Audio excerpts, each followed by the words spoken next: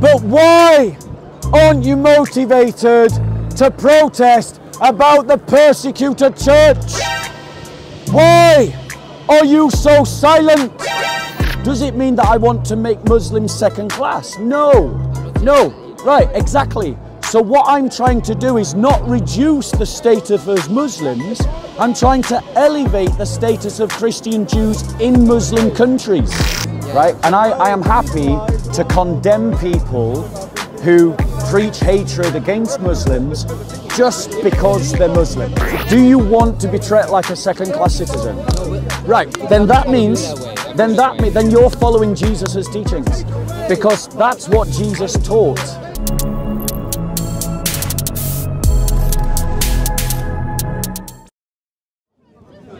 So I want to talk about an example of what I just told you about. A Christian was murdered in Egypt. And I want to talk about his story. And I'm quoting the Times of Israel. A Coptic priest dies after he was stabbed on the Egyptian seaside promenade. Cairo, Egypt. A knife-wielding man mortally wounded a Coptic priest in an attack at the popular seaside promenade in the northern city of Alexandria on Thursday evening. Egypt's Interior Ministry said. The ministry said that the priest died whilst being treated for his stab wounds. It said the suspected attacker had been arrested. The priest was identified by the Coptic Orthodox Patriarch of Alexandria as Arsenius Wadid, age 56. It is said that he served as a local parish priest. Now, ladies and gentlemen, this kind of attack is all too common in Egypt. Christians are being persecuted in Egypt. They suffer anti-Christian pogroms on a regular basis. Their businesses are attacked on a regular basis. Their women are kidnapped on a regular basis. And Christians are suffering because of the Islamic Christophobic prejudices based upon the Quran, which describes Christians as being the worst of creatures because they don't believe in Islam. And your Western media is silent about it. Why are they silent about it? I'll come to that, sir. I'll take questions at the end. Christians, your church leaders are silent about it. And why are they silent about it? They're silent about it, and this is to answer your question, they're silent about it because you're silent about it. Because you do not raise this issue. Because you do not stand up for the persecuted church. Today, we've had hundreds of Pakistanis protesting because Imran Khan has been removed as the Prime Minister of Pakistan. We have Extinction Rebellion on the streets protesting about the global environmental crisis. We had thousands of Christians join the protests about BLM. But why aren't you motivated to protest about the persecuted church? Why are you so silent? Let me suggest to you the reason why you are so silent is because you belong to churches that are more like social clubs than you belong to a fellowship that teaches that you are the people of God. And when, as it says in Corinthians, one part of the body suffers, the whole body suffers. So when Hindutva are persecuting Christians in India, we in Britain should be raising our voice for them. When Christian priests are being killed in Egypt, we in Britain should be raising our voice for them. Your priests and your bishops are weak. Your priests and your bishops are cowards. Your priests and your bishops would rather be accepted by the same liberal media that hides the persecution of Christians than speak up for them. So what can we do? What can you do? The first thing that you can do is that you can raise this issue with your friends. You can raise this issue with your work colleagues. You can raise this issue with politicians in public discourse. No discourse in Britain about Islamophobia should ever go without us mentioning the Christophobia across the Islamic world.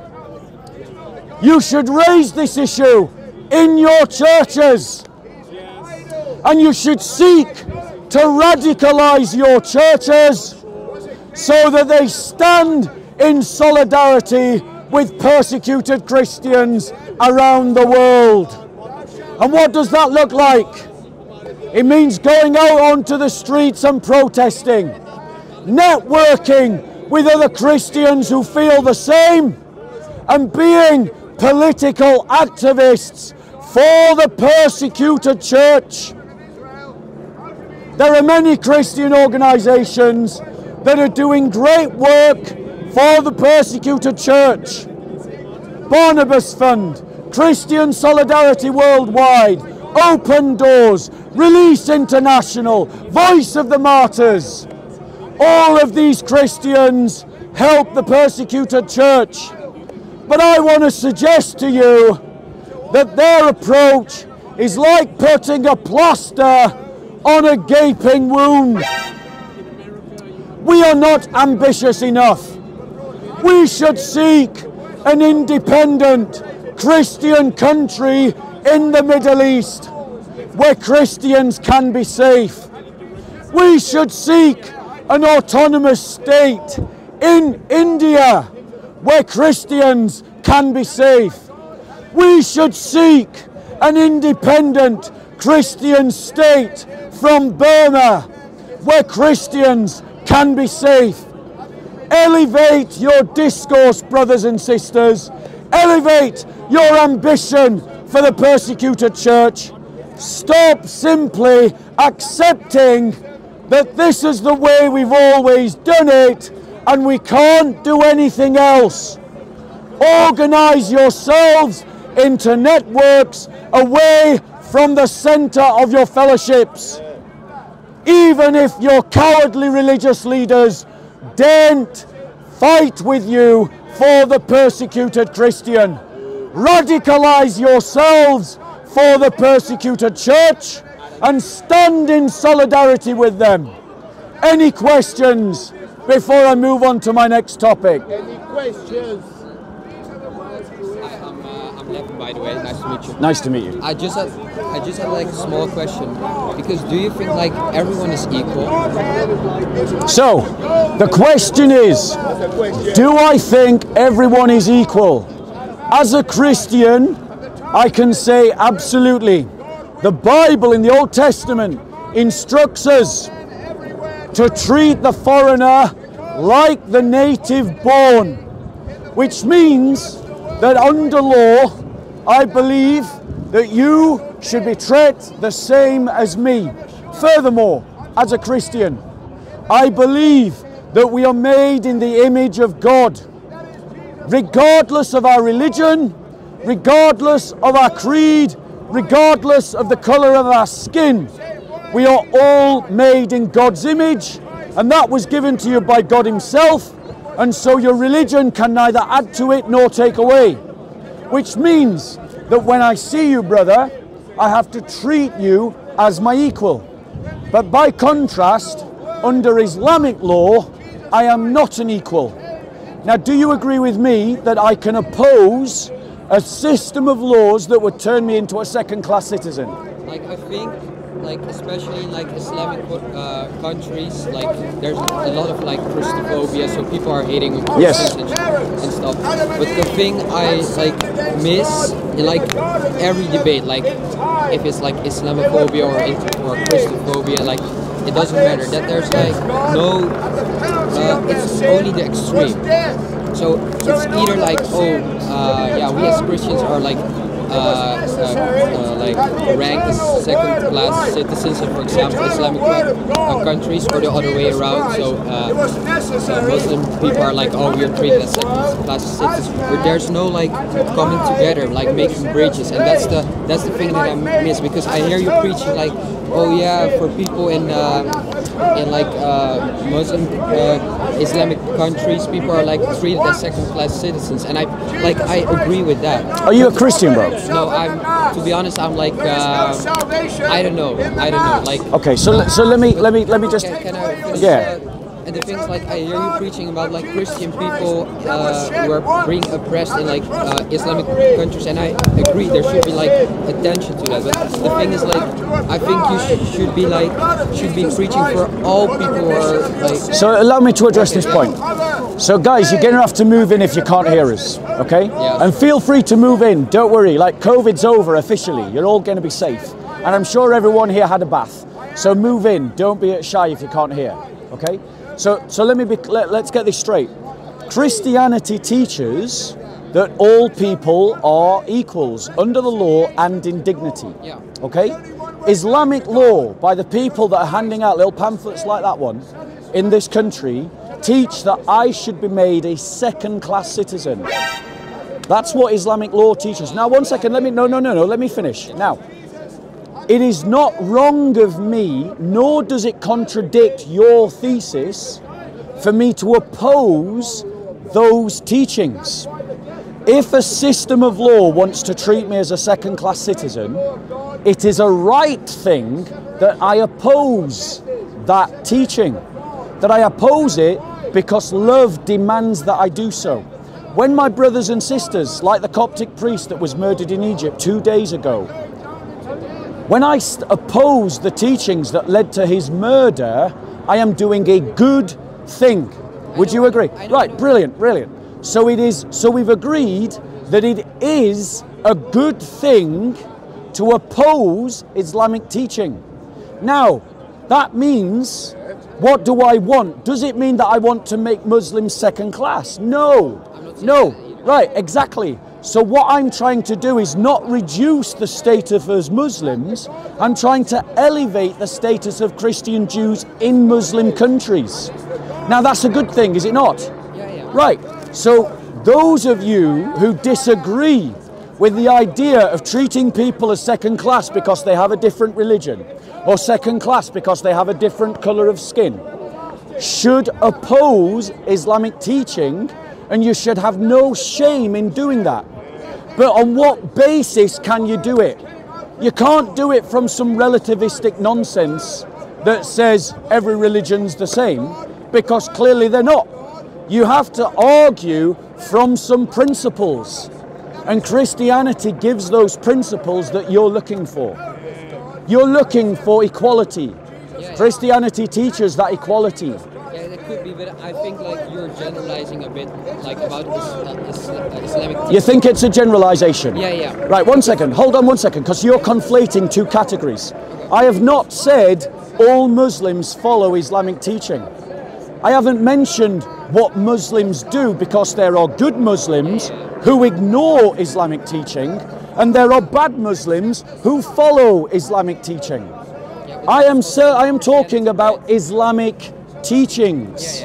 Now, the thing is, if Islamic teachings teach, so for example, I give you an example. right? Islamic teachings say that if a Muslim becomes a Christian, they should be executed. Do you agree with that? No, I don't agree with that. Do you? Right. But that's what Sahih al-Bukhari says. Says that if a Muslim's life can be forfeited for 3 reasons. 1, if they commit adultery. 2, if they kill without good reason, which is the concept of qisas. And thirdly, if they leave the religion of Islam.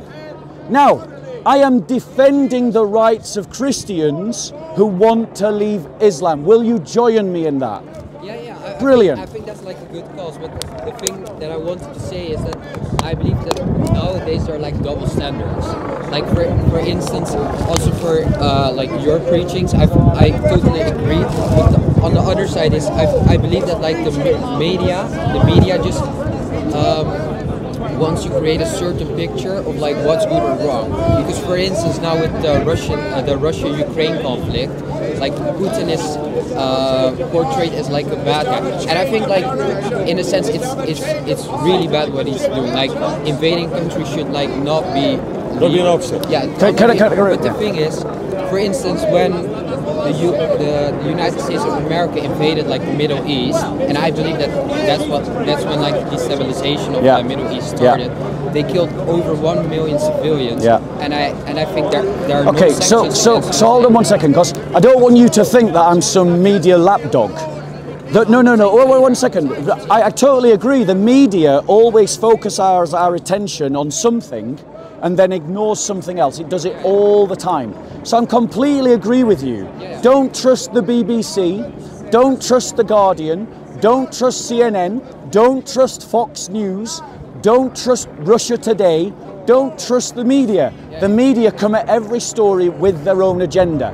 But the point is, I'm not talking about the media. The media are quite happy to talk about Islamophobia in Britain.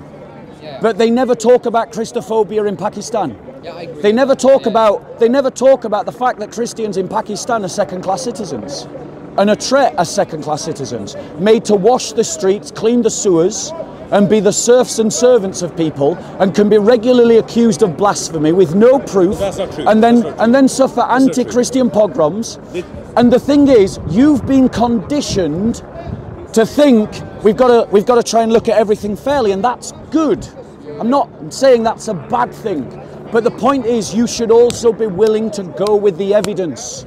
Go and look at how the blasphemy laws in Pakistan are being used abusively against the Christian minority. Yeah. But do you also think that there's like, you say like Islamic teachings are bad, so Islamic teachings are evil. do you also think that there are like people from Christianity who do bad things as well? But again, you're making that category mistake, and you're doing this thing. 1 second, brother. Are you talking to me? Are you talking to me? Focus on what I'm doing. Okay. Ignore the triggered father over here. Is that right? Putin now? Focus on our conversation. Okay. You calling evil Muslim? So no. You're making a category mistake. I am not confusing the category of Islam with the category of Muslim. I know that Muslims sit across an entire spectrum, and that there are some Muslims that just treat Islam culturally. There are some Muslims that are reformist. There are some Muslims that are conservative. There are some Muslims that are radical. There are some Muslims that are extremists. Never in our conversation have I ever said the word Muslim until just now. Right? In our conversation, when you watch it back on Soko Films, all the time I said Islamic teaching, Islamic teaching, Islamic teaching. It's the same thing. So the point is, you're confusing two categories. I'm not. And I am saying to you, I'm not interested in bad Muslims and good Muslims. That is irrelevant to our conversation. I am talking about what the Quran and the Hadith say, and what the Quran and the Hadith say is evil because it denigrates me to a second-class citizen. Shall I tell you how the Quran describes me? Can I say one? Yeah, go on. Do you also think that Christian teachings can be bad? Because, like for instance, in the 18th century, 17th century, you know what happened there. People use Christianity or believe that Christianity taught them that black people and other people were second-class citizens, right? Okay. And they enslaved them. Can I right? reply to that? Yeah, sure. So again, what you've done is you've mixed up the category of believer and belief. Once again, you've appealed to the idea of good Christians and bad Christians. No, one second, let me finish. You did just do exactly that. No, one second. I challenge you right now, bring out a verse in the Bible that teaches me, as the Quran teaches the Muslim, that the non-believer is the worst of creatures. Because the Quran says that because I reject Islam, I am the worst of creatures. But you will never find a verse in the Bible that describes Muslims or non-believers in that way. Can you find me one? I'm not like either in the Islam or the Christianity. I don't have the knowledge, you know. I don't because I'm not That's Christian fine. or Muslim. But the thing I want to say is that I think that because from your belief, everyone is equal. That we Yes, agree to that. believer and unbeliever. But the thing I miss, like in you or like the Islam teachings or whatever, is like the equal proportion of things that are bad. You know, you only focus on Christian persecution in in Islam teachings and Muslim countries. Is that wrong?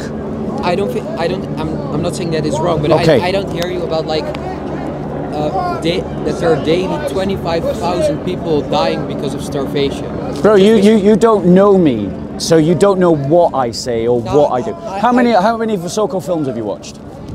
None, but I base my opinion on what I just watched. Right, but then you're saying I did. You listen, bro.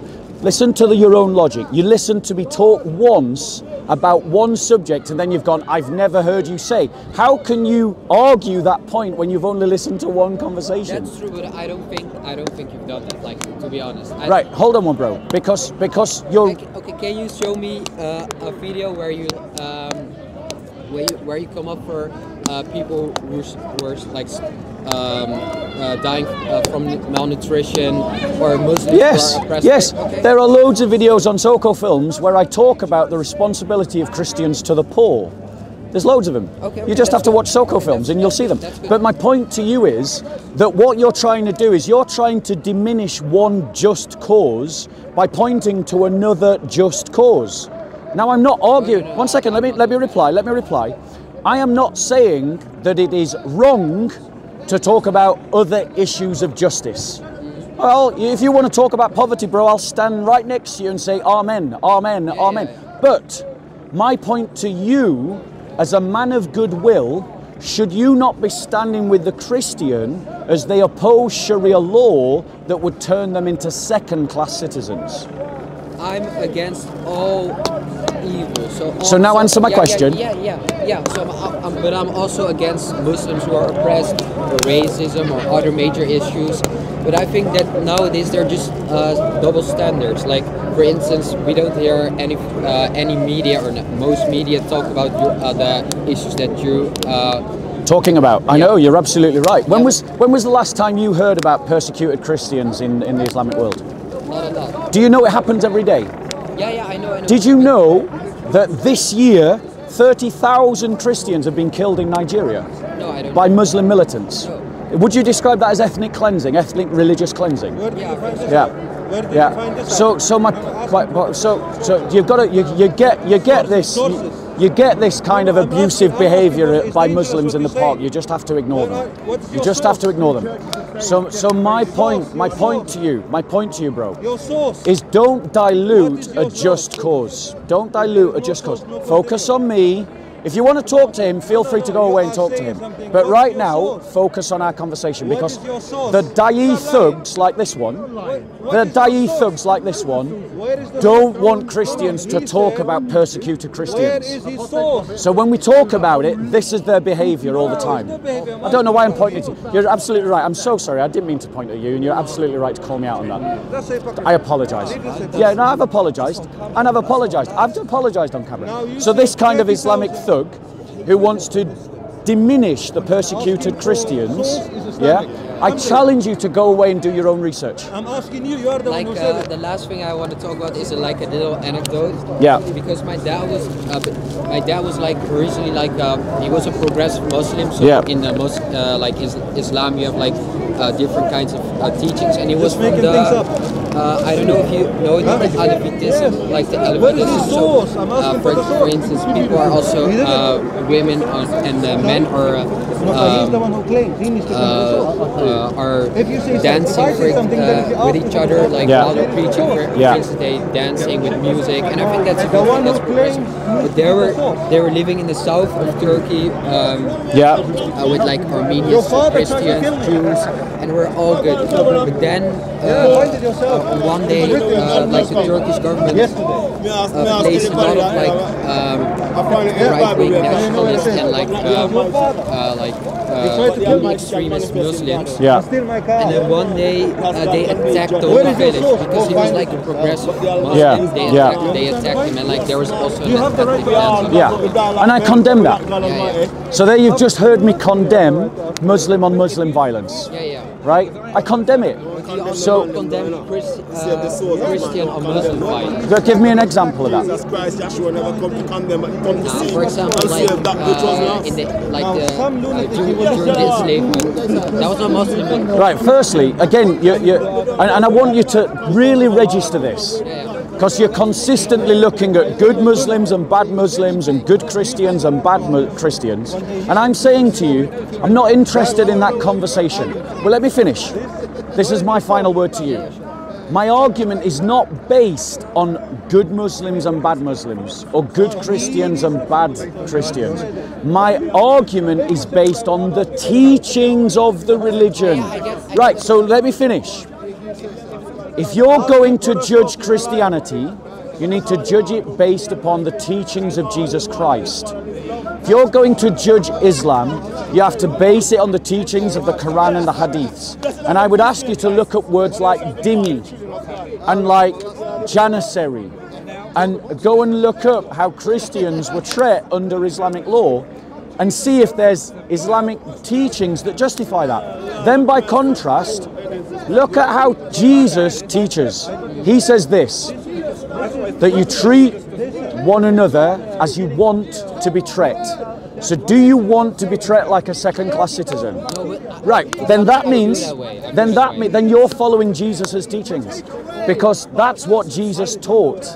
Jesus teaches that because I don't want to be treated like a second-class citizen, I don't treat the liberal Muslim like a second-class citizen.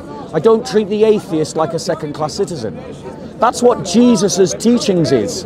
And Christians should be judged by how close or far away they are to what Jesus said. That's what you've got to judge them by. Now, have you got a Bible, bro? No.